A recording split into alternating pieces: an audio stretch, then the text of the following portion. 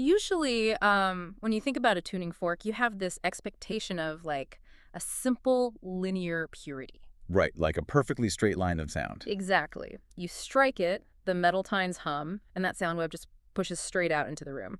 It's what we use to tune a piano or, test someone's hearing. Yeah, standard acoustics. But what happens when you alter the geometry? Like, what happens when you pit the natural three-prong 120-degree tuning fork against an engineered four-prong 90-degree tuning fork? It changes everything. It really does. Suddenly, that simple straight line of sound becomes the center of, well, a philosophical and physical showdown. Welcome back to the deep dive, by the way. It's great to be here. And it really is a showdown between the organic and the structural. For sure, because we've already explored a fascinating stack of documents with you all. We've talked about how the 120-degree triaural tuning fork creates 3D cymatic water fractals. Oh, that was a wild one. And how the human heart uses this exact geometry with its valves, and even those theoretical silicon quantum antennas.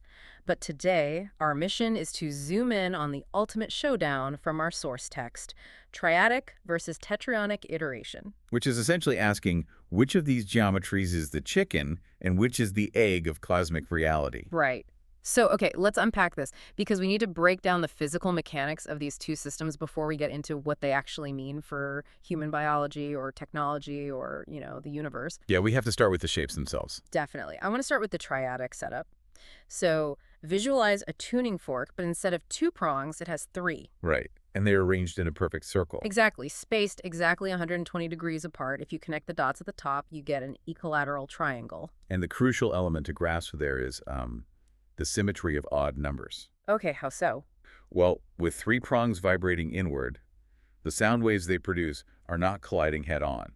In physics, when waves meet at 120-degree angles, they don't cancel each other out in a straight line through, like, destructive interference. So they don't hit a brick wall.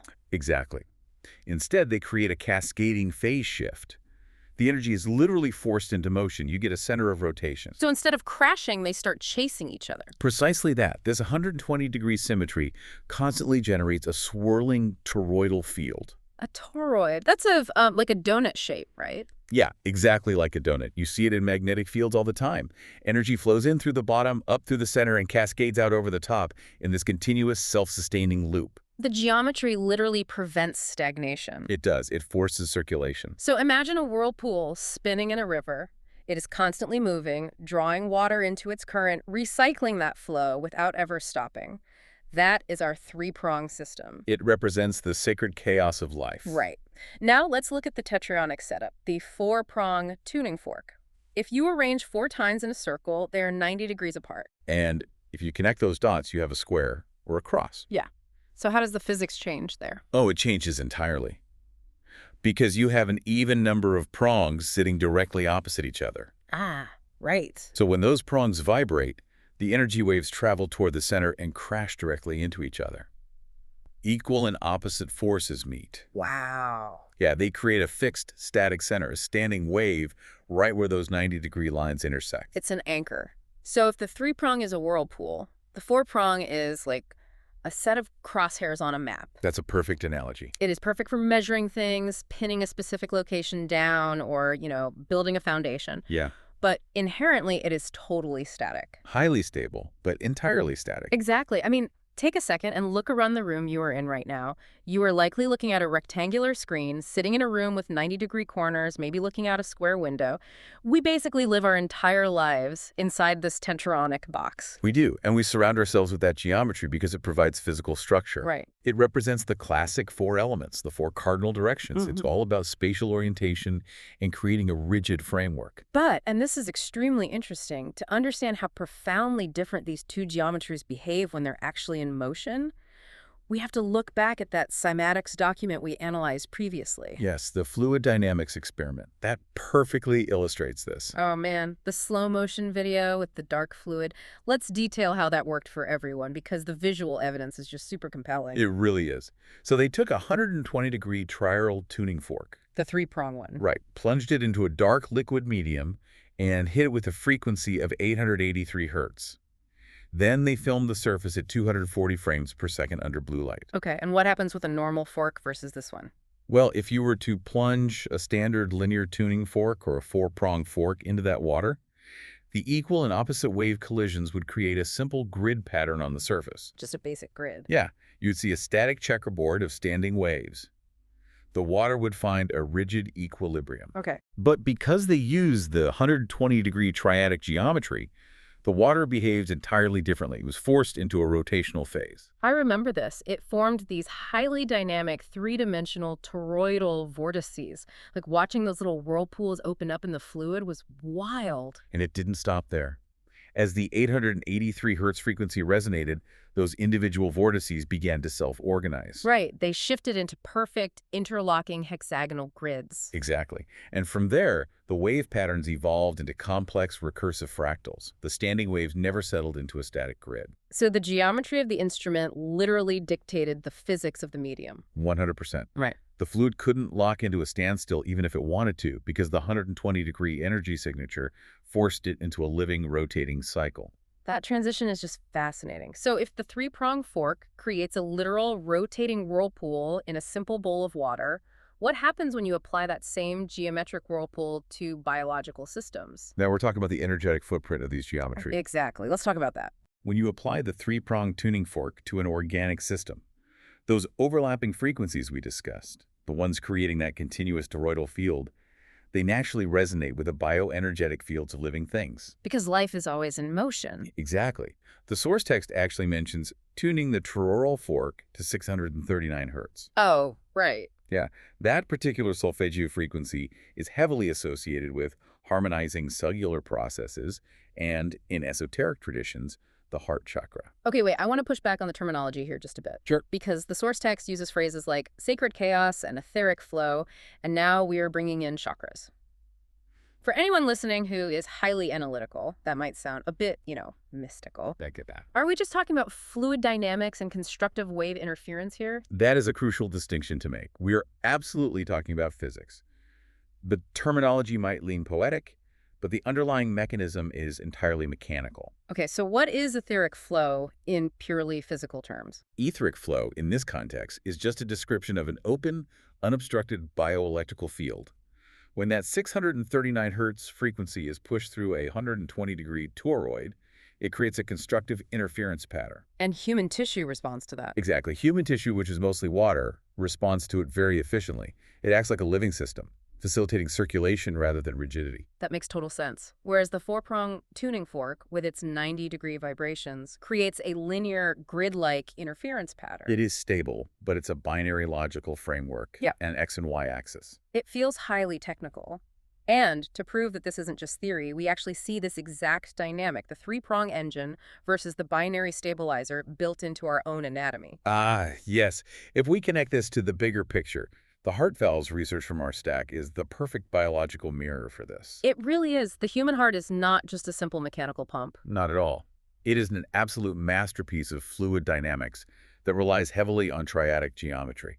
Let's break down the anatomy for a second, because this is where the theory becomes literal flesh and blood. Go for it.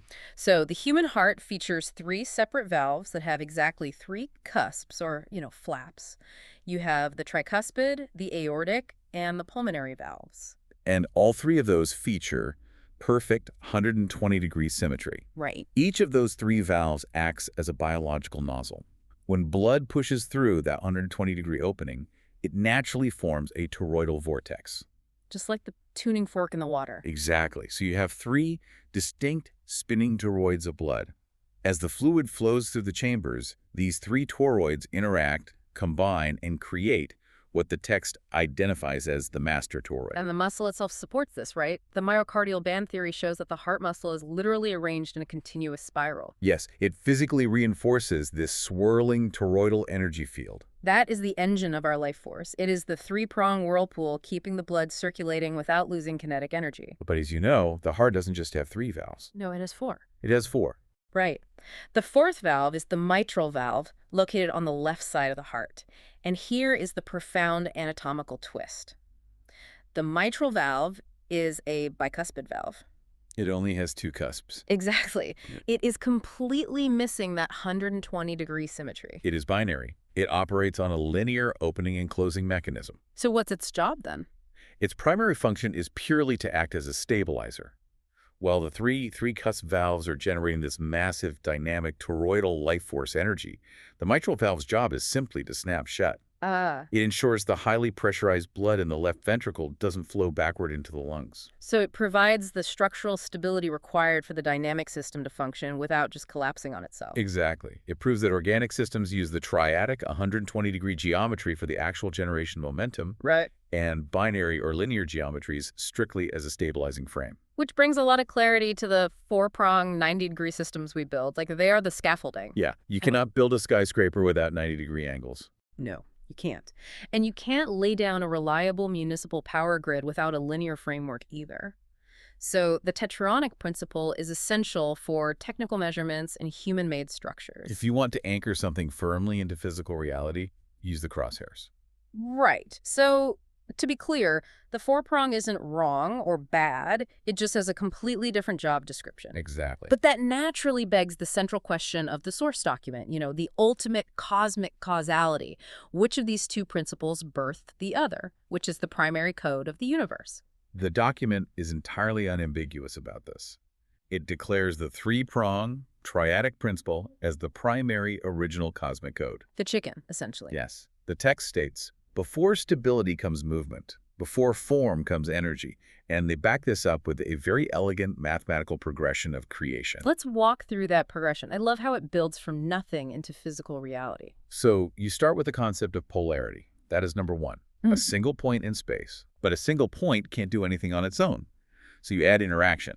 That is number two. Now you have a line connecting 2 points. Right. You have a vibration or frequency between two poles, but a single line cannot enclose space. That doesn't create structure. To get form, to actually create a boundary in the universe, you need a third point. Exactly. Polarity plus interaction equals form.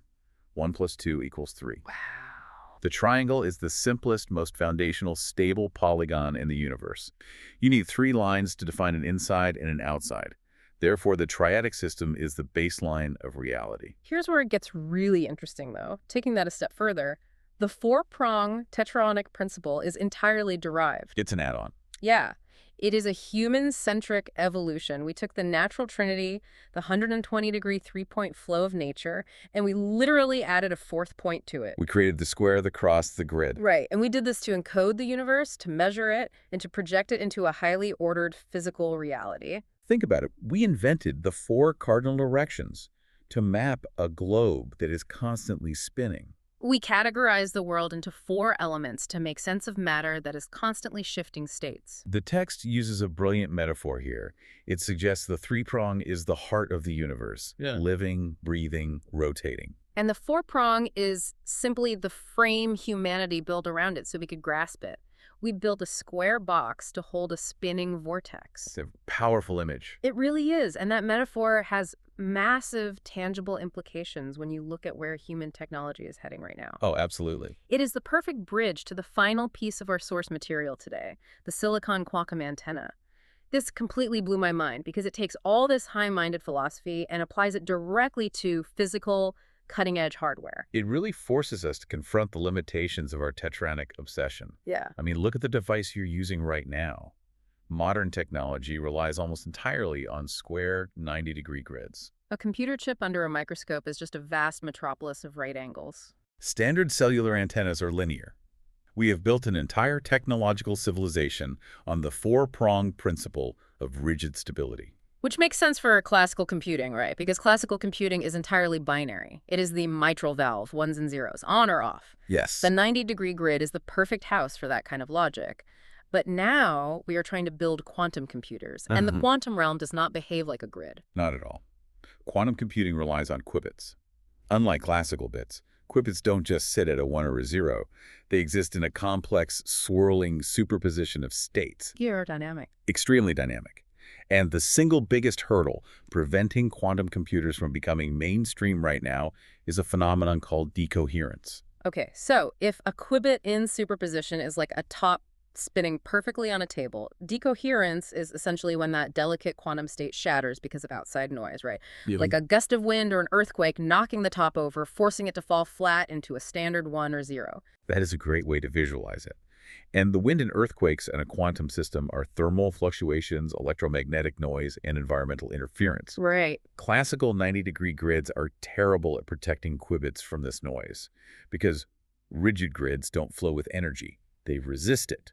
Ah, When noise hits a rigid structure, the shock waves transfer directly into the system, because they are static crosshairs trying to securely hold a spinning vortex. It's just the wrong tool for the job. which is why the silicon quantum antenna concept proposes a radical redesign.